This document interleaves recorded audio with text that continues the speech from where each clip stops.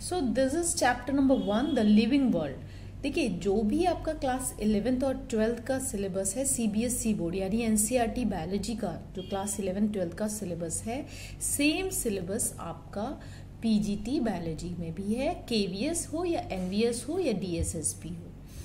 बस आपको टॉपिक वही लेना है। तो सबसे पहले आपको बेसिक अपना प्रिपेयर करना है एनसीईआरटी से, और उसके बाद थोड़ा सा हाई लेवल पे जाएंगे। तो मैं आपको हर चैप्टर को पहले बेसिक आपके एनसीईआरटी से प्रिपेयर कराऊंगी, एनसीईआरटी बेस्ड क्वेश्चंस करवाऊंगी यानी एमसीक्यूज, और उसके बाद थोड़ा सा हाई लेवल पढ़ाऊंगी। तो ये जो चैप्टर मैंने लिविंग वर्ल्ड का है, ये मैं अपने नोट से पढ़ा रही हूँ। उसमें मैंने थोड़ी सी चीजें ऐड कर दी हैं, दोनों मतलब यानी कि आपका एनसीईआरटी प्लस थोड़ा सा हाई लेवल। तो आप उसमें पूरा का पूरा आप देखिए कि किस तरीके से, और इस वीडियो को कई बार आप रिवाइज करके इस चैप्टर को उससे करेंगे तो कोई भी क्वेश्चन ऐसा नहीं है अगर लिविंग वर्ल्ड चैप्टर से आ जाए तो आप ना कर पाए। So all the best for your upcoming exam and let's start our chapter. Living world. All organisms grow. जितने भी organisms हैं वो grow करते हैं। Increase in mass या increase in number, ये दो twin characteristic हैं growth की। यानी देखा जाए तो living organism की growth जो है एक characteristic property है। जितने भी प्लांट्स हैं वो सेल डिवीजन उनमें होता है, कॉन्टिन्यूसली होता रहता है यानी कॉन्टिन्यूसली ग्रो करते रहते हैं। लेकिन जो एनिमल्स होते हैं वो सर्टेन एज तक ही ग्रो करते हैं। अब ग्रोथ जो है एक characteristic property of living organism है, लेकिन ये एक डिफाइनिंग प्रॉपर्टी नहीं है। ऐसा नहीं है कि ये ग्रोथ केवल लिविंग ऑर्गेनिज्म में ही होती है और नॉन लिविंग में नहीं होती है। डिफाइनिंग प्रॉपर्टी यानी इस ग्रोथ डिफाइन करे कि हाँ ठीक है लिविंग ऑर्गेनिज्म में ही है, ऐसा नहीं है। क्यों? क्योंकि नॉन लिविंग भी ग्रो करते हैं, भले ही वो आउटसाइड से करें। जैसे एक्यूमुलेशन ऑफ सैंड, अगर माउंटेन्स है उसमें बाहर से सैंड डिपॉजिट होती जाए तो उसका साइज बहुत सालों बाद बढ़ जाता है। तो ये क्या है, ये भी ग्रोथ हो रही है लेकिन आउटर साइड से हो रही है। जबकि लिविंग ऑर्गेनिज्म में ग्रोथ कैसी होती है, इन साइड से, उनका साइटोप्लाज्म इंक्रीज होता है। ठीक है। एसेक्सुअल रिप्रोडक्शन में भी ग्रोथ में सेक्सुअल रिप्रोडक्शन तो होता ही होता है, लेकिन एसेक्सुअल रिप्रोडक्शन के थ्रू भी ग्रोथ होती है। जैसे कि स्पोर्स के केस में जो फंजाई हैं वो स्पोर्स के थ्रू ग्रो करते हैं, वो एक एसेक्सुअल रिप्रोडक्शन का प्रोसेस है। बडिंग के थ्रू, ईस्ट और हाइड्रा बहुत ही कॉमन एग्जाम्पल है बडिंग का। ट्रू रीजेनरेशन आपको प्लेनेरिया जो कि एक फ्लैट वॉर्म है, प्लेटीहेलमिन्थिस का है, उसका जो है ये प्लेनेरिया इज वेरी इंपॉर्टेंट। तो ये सारे क्या है, एसेक्सुअल मोड ऑफ रिप्रोडक्शन है। ऑर्गेनिज्म जो कि फ्रेगमेंटेशन से मल्टीप्लाई होते हैं, वो जो मेन है वो है fungi, filamentous algae and protonema of mosses. Mosses यानी ब्रायोफाइट्स। यानी ये जो है ये तीनों, ये जनरली जो मल्टीप्लाई करते हैं फ्रेगमेंटेशन यानी बॉडी फ्रेगमेंटेड हो जाती है, हर पीस जो है उसका एज ए न्यू इंडिविजुअल बन जाता है। यूनिसेलुलर ऑर्गेनिजम्स में बैक्टीरिया और अमीबा है, इनमें रिप्रोडक्शन जो है वो सिनोनिम्स है। सिनोनिम्स मीन्स विद ग्रोथ, यानी ग्रोथ और रिप्रोडक्शन एक जैसा ही है। Increase in number of cell हो रहा है, ग्रोथ में भी हो रहा है, रिप्रोडक्शन में भी, यानी बॉडी एक है, सेल डिवाइड हो जा रही है, दो डॉटर सेल्स बन जा रही हैं। यानी टर्म ग्रोथ और रिप्रोडक्शन के क्लियर नहीं है। किसके केस में? यूनिसेलुलर ऑर्गेनिज्म के केस में। रिप्रोडक्शन जो है, जितने भी many living organism which do not reproduce, जैसे कि म्यूल्स हो गए, अब ये हम सेकंड कैरेक्टरिस्टिक ले रहे हैं। ठीक है, ग्रोथ हमने देख लिया, डिफाइनिंग प्रॉपर्टी नहीं माना जा सकता है क्योंकि नॉन लिविंग में भी है। अब दूसरा देखते हैं reproduction. This is the second characteristic of living organism. ये भी मैं आपको बता दूं कि डिफाइनिंग प्रॉपर्टी नहीं है, डिफाइनिंग कैरेक्टरिस्टिक नहीं है। क्यों नहीं है? क्योंकि बहुत सारे लिविंग ऑर्गेनिज्म ऐसे हैं जो रिप्रोड्यूस नहीं करते हैं, जैसे म्यूल्स हैं, वर्कर बीज हैं, इनफर्टाइल ह्यूमन कपल्स हैं। They are alive but reproduce नहीं कर पा रहे हैं किसी कारण से। So reproduction is not a defining property. Nothing lives for ever yet life continues. किस वजह से? रिप्रोडक्शन की वजह से। तीसरी प्रॉपर्टी हमारी मेटाबॉलिज्म की। मेटाबॉलिज्म एक डिफाइनिंग प्रॉपर्टी है, क्योंकि जो मेटाबॉलिज्म है हम ऐसे हम देखते हैं, मेटाबॉलिज्म क्या है? Chemical reactions occurring inside the living cell. वो सारी केमिकल रिएक्शन जो एक लिविंग सेल के अंदर होती हैं उन्हें मेटाबॉलिक रिएक्शंस बोलते हैं, और उस प्रोसेस को मेटाबॉलिज्म बोलते हैं। All catabolic and anabolic reactions are known as metabolic reactions, but occurring inside living cell. This is the important condition. तो जितने भी लिविंग ऑर्गेनिजम्स हैं वो उनमें केमिकल से बने हुए हैं, उनमें कॉन्स्टेंटली वो केमिकल बनते हैं, चेंज होते हैं अदर बायोमोलिक्यूल्स में, और इस कन्वर्जन को ही हम कहते हैं इन कन्वर्जन्स को ही हम कहते हैं केमिकल या metabolic reactions. There are thousand of metabolic reactions होती हैं अकरिंग साइमल्टेनियसली, एक साथ होती रहती हैं लिविंग ऑर्गेनिज्म में। तो लिविंग ऑर्गेनिज्म एग्जिबिट क्या करता है? Metabolism. Metabolic reactions can be demonstrated. Metabolic reactions को आप बॉडी के बाहर टेस्ट ट्यूब में सेल आइसोलेटेड फ्री सिस्टम में दिखा सकते हैं। उसको मेटाबॉलिक रिएक्शन लिविंग या नॉन लिविंग नहीं होती है, लेकिन isolated metabolic reaction in vitro कोई लिविंग थिंग नहीं है, लेकिन लिविंग रिएक्शन माना जा सकता है। यानी सेलुलर ऑर्गेनाइजेशन का होना बहुत जरूरी है for metabolism. Body in the defining feature of life, यानी cellular organisation is one of the defining property and metabolism is the defining property.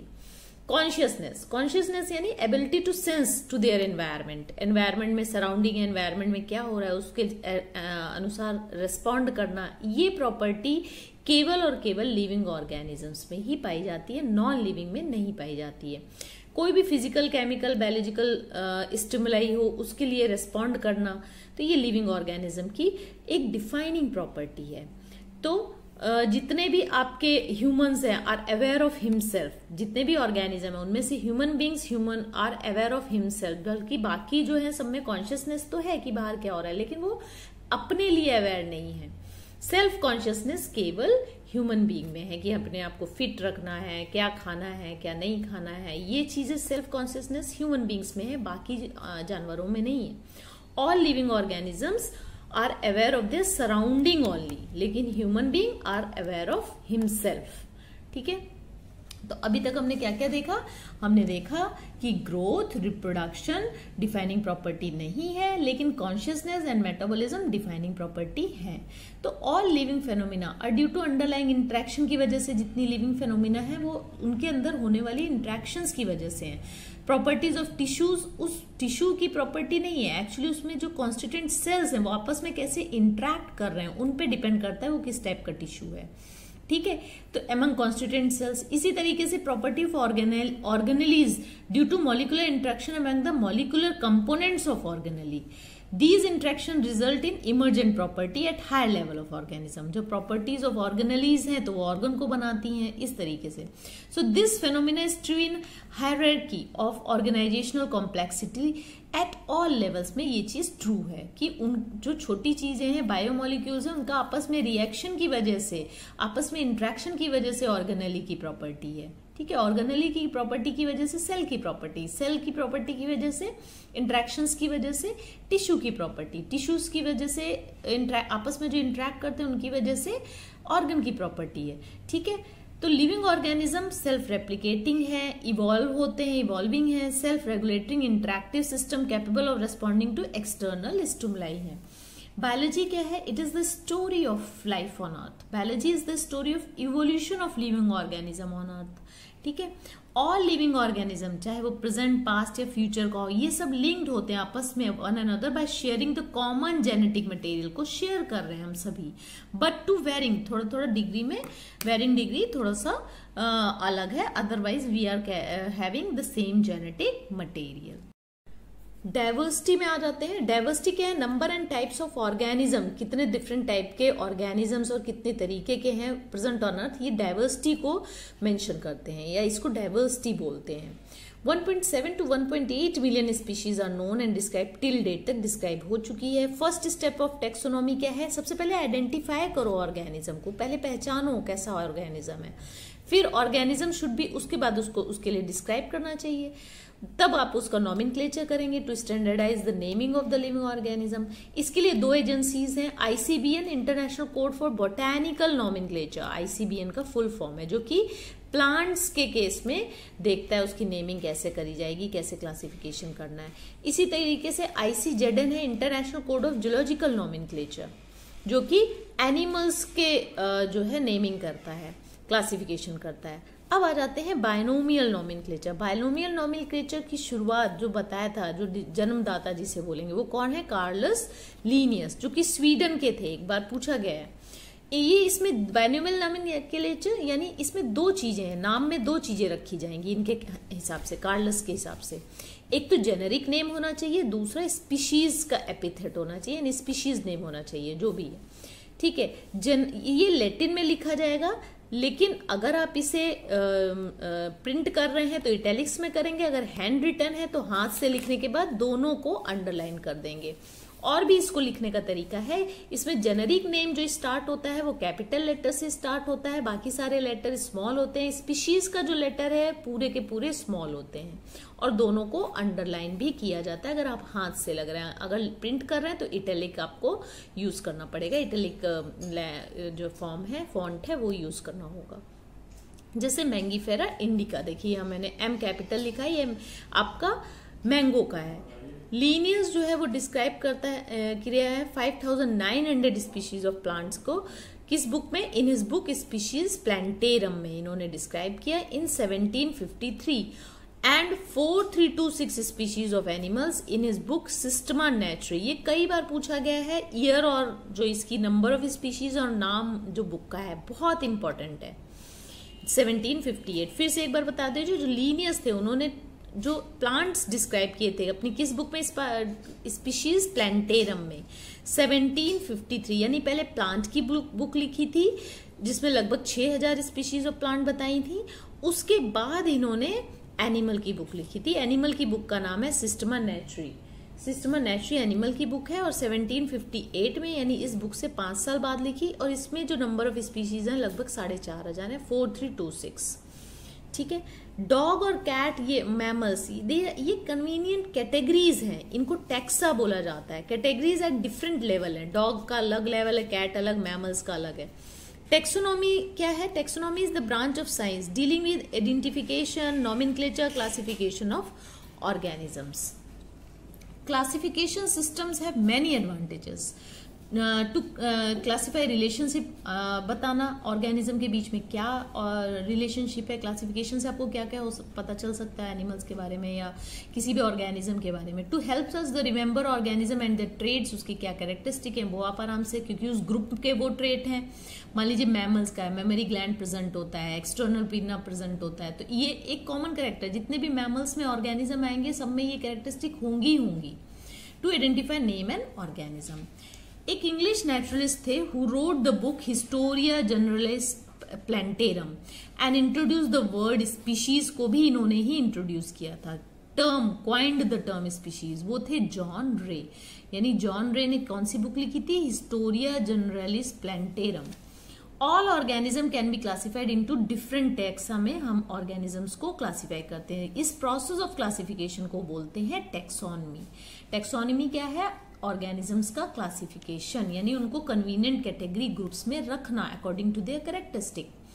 Basics of taxonomic studies क्या है? सेल का स्ट्रक्चर कैसा है, उसके हिसाब से आप ग्रुप्स बनाएंगे। डेवलपमेंट प्रोसेस कैसा है उनका, इकोलॉजिकल इंफॉर्मेशन ऑफ ऑर्गेनिज्म कैसे हैं, एक्सटर्नल एंड इंटरनल स्ट्रक्चर उनका कैसा है, ये बेसिस हैं। ये बहुत ध्यान से देखेंगे, इनमें से बन सकता है शॉर्ट क्वेश्चन।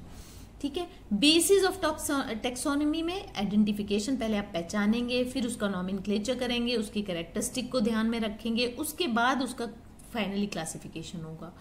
अर्लीस्ट क्लासिफिकेशंस जो थे वो based on the uses of various organism, क्या यो यूज करते थे उसके हिसाब से ऑर्गेनिज्म का कैरेक्टर्स क्लासिफिकेशन किया जाता था। लीनियन सिस्टम ऑफ क्लासिफिकेशन जो बेस्ड था वो मॉर्फोलॉजी में बेस्ड था, एक्सटर्नल कैरेक्टरिस्टिक में बेस्ड था।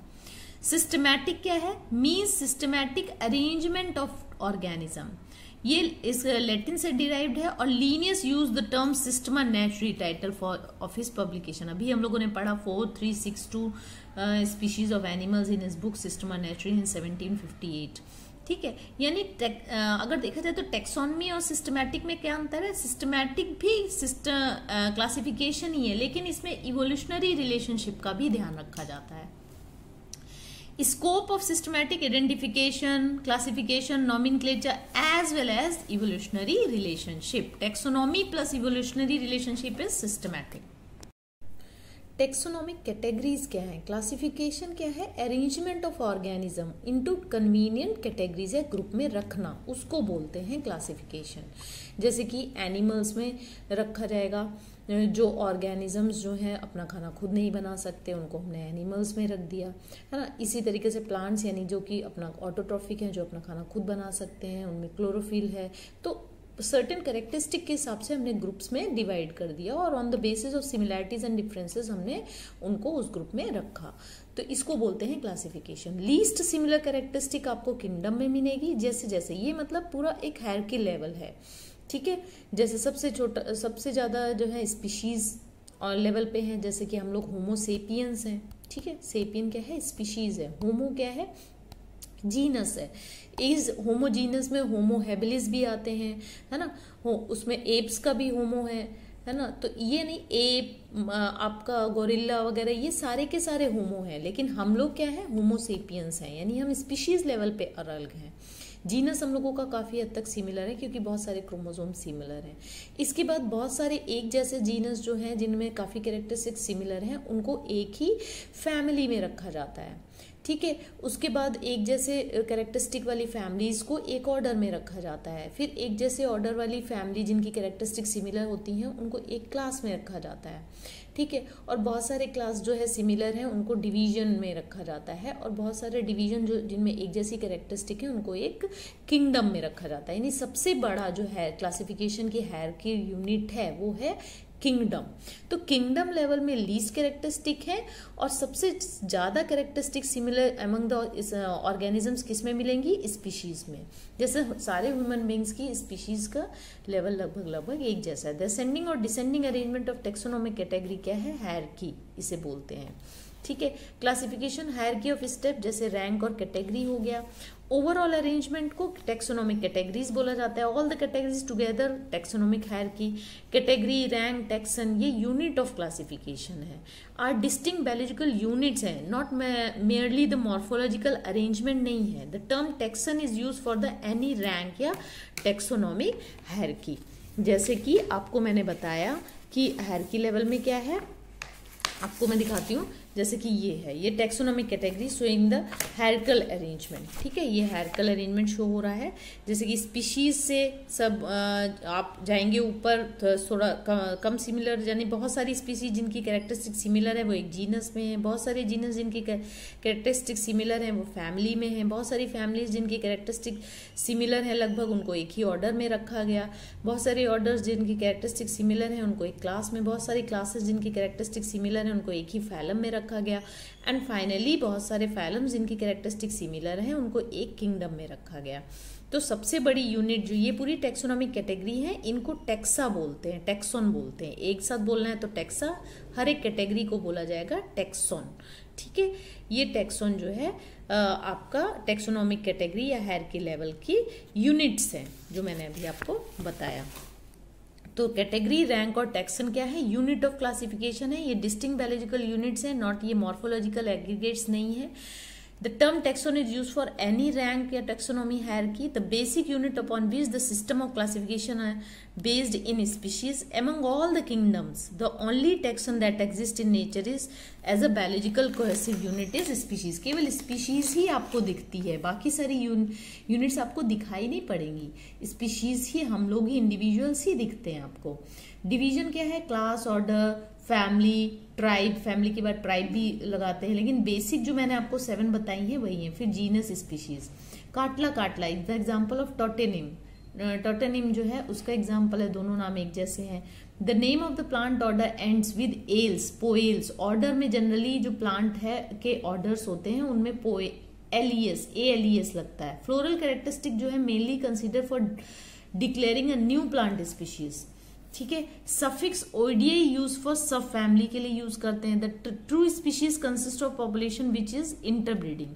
पॉपुलेशन यानी स्पीशीज के जो ऑर्गेनिजम्स हैं, सिमिलर स्पीशीज के ऑर्गेनिज्म आपस में इंटरब्रीड कर सकते हैं। और ये टर्म स्पीशीज किसने कॉइन किया था? जॉन रे ने। फादर ऑफ जूलॉजी कौन है? एरिस्टोटल है। First describe species as a unit of classification John Ray ने किया था। Carolus Linnaeus introduce the binomial nomenclature, ये बात बता चुकी हूं मैं। जूलियन हक्सले जो थे उन्होंने concept of new systematic branch का कॉन्सेप्ट दिया था। टेक्सोनोमिक एड में आ जाते हैं। जैसे स्पीशीज में फंडामेंटल सिमिलैरिटीज होती हैं सेम।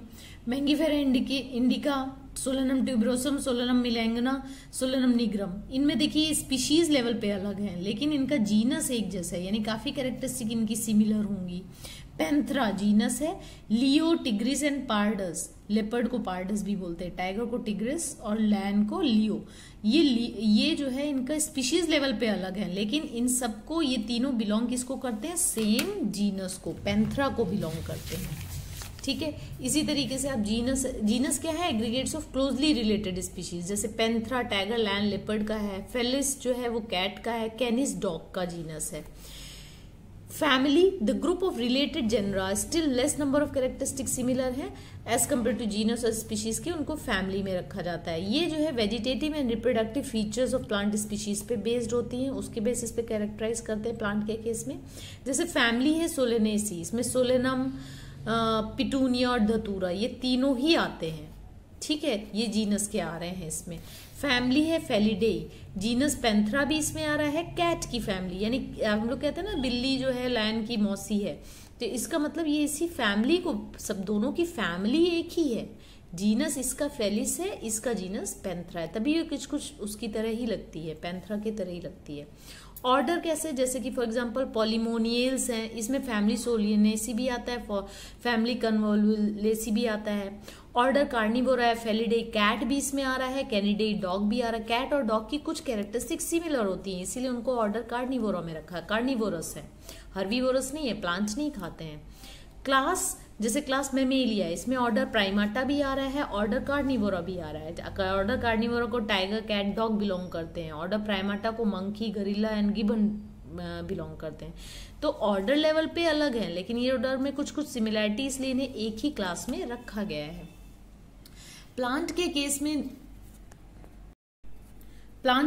में आपका डिवीजन जो कैटेगरी है वो बोला जाता है प्लांट के केस में। फाइलम बोलते हैं एनिमल के केस में, ये ऑर्डर से बड़ी कैटेगरी है। प्रेजेंस ऑफ नोटोकॉर्ड कॉर्डाटा में है, dorsal hollow neural system chordata में प्रेजेंट है, इस टाइप के फाइलम कॉर्डाटा। ठीक है, lower the taxa more characteristic are similar in then taxon share. Taxonomic aids में आ जाते हैं, यानी टेक्सोनोमिक एड कैसे हम इस्तेमाल करते हैं, टेक्सोनोमी को कैसे यूज किया जाता है। यूज फॉर क्लासिफिकेशन के लिए यूज किया जाता है। It is collection of actual specimen को कलेक्ट करना प्लांट और एनिमल स्पीशीज को। Is essential as a prime source of taxonomic studies के लिए इनको इकट्ठा करना और उसको बाद में स्टडी करना, तो ये टेक्सोनोमिक एड्स कहलाते हैं। इसका सबसे पहला एग्जांपल है हर्बेरियम। आप लोगों ने हर्बेरियम बनाया होगा, तो हर्बेरियम में क्या करते हैं हम लोग, स्टोर हाउस है, रिपोजिटरी बोला जाता है। कलेक्टेड प्लांट स्पीशीज में इनको लिया गया, ड्राई किया गया, प्रेस किया गया और उसको प्रिजर्व किया गया शीट्स में, उनका नाम और उनकी फैमिली ये सब लिखा गया।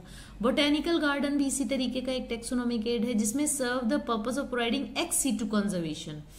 एक्स सीटू यानी अपनी लोकेशन से बाहर उनको सुरक्षा प्रदान की जाती है ऑफ जर्म प्लाज्म।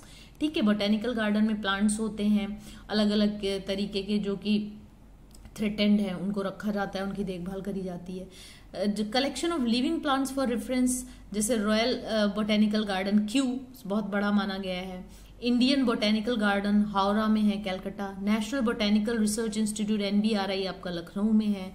लोएड जो है बोटेनिकल गार्डन दार्जिलिंग में, ये भी बहुत पुराना है, बहुत बड़ा है। जूलॉजिकल पार्क्स भी इसी तरीके के होते हैं बोटेनिकल गार्डन की तरह, जहाँ पे एनिमल्स को रखा जाता है। सभी लोग जू जा चुके होंगे, वहां देखा गया होगा। ये भी जो है एक एक्सीटू जो है कंजर्वेशन है। इसमें भी जो स्पीशीज जो है खत्म होने वाली जो थ्रेटेंड है, उनको जो है ह्यूमन बीइंग की प्रोटेक्शन एंड केयर में अंडर ऑब्जर्वेशन रखा जाता है, उनकी केयर करी जाती है, उन्हें इन्वायरमेंट दिया जाता है, अच्छा इन्वायरमेंट दिया जाता है। Animals kept in protected environment to study food habits, behaviour like natural habitat under human care. Museum में आ जाइए, म्यूजियम भी है, but biological museums are generally set up in educational institute, जैसे कि स्कूल कॉलेजेस में म्यूजियम बनाया जाता है। Museums have collection of preserve plant और animal species for study and reference.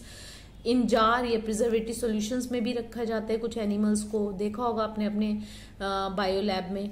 Insects are preserved in insect box, collecting, killing and pinning करके रखा जाता है। लार्ज एनिमल्स जैसे कि बर्ड्स और मैमल्स है यूजुअली स्टफ और प्रिजर्व करके रखा जाता है। स्केलेटन भी आपने देखा होगा अपनी लैब में। तो ये सब म्यूजियम्स हैं।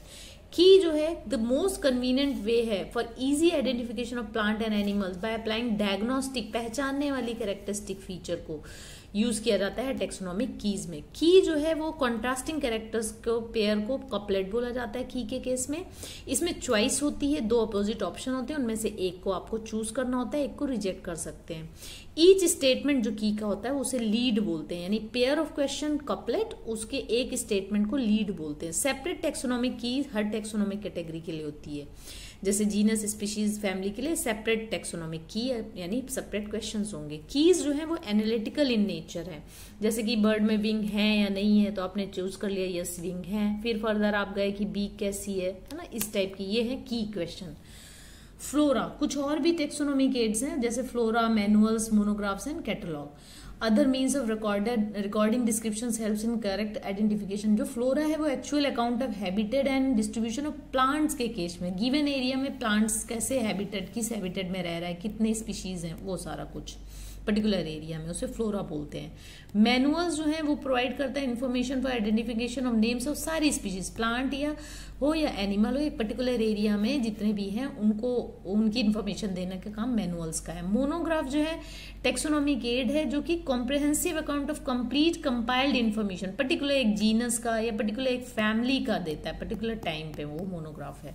यहाँ पर मैंने कुछ जो है नॉमेनक्लेट लिखा हुआ है क्लासिफिकेशन, जैसे किंगडम एनिमेलिया मैन का है, फाइलम उसका है Chordata, class Mammalia, order Primata, family Hominidae, genus Homo and species sapiens.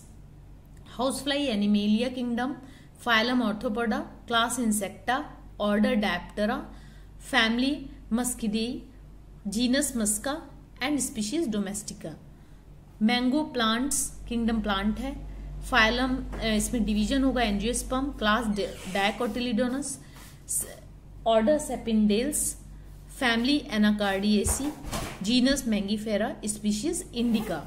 Wheat का प्लांट जो किंगडम है इसका जो डिवीजन है वो एंजियोस्पर्म है, क्लास मोनोकॉट है मोनोकॉटिलिडोनस, ऑर्डर पोएल्स है, फैमिली पोएसी है, जीनस टिटिकम है और स्पीशीज एस्टिवम है। Floral features commonly use for identification of angiosperm, because reproductive part को हम लोग जो है वो ज्यादा कंजर्वेटिव है, उसमें ज्यादा चेंजेस नहीं होते। फैमिली सफिक्स हम ऐसे ही यूज करते हैं फैमिली के लिए प्लांट की। टर्म सिस्टमैटिक जो है diversity kind of organism and their relationship, evolutionary relationship इसमें ध्यान में दिया जाता है। बोटेनिकल गार्डन और जूलॉजिकल पार्ट में collection of endemic and exotic living species को भी रखा जाता है। Taxonomic keys use in the preparation of monograph और फ्लोरा में टेक्सोनॉमिक कीज को यूज करते हैं। Genus containing more than one species polytypic या सोलेनम बोलते हैं। Holotype is a species designated in original description.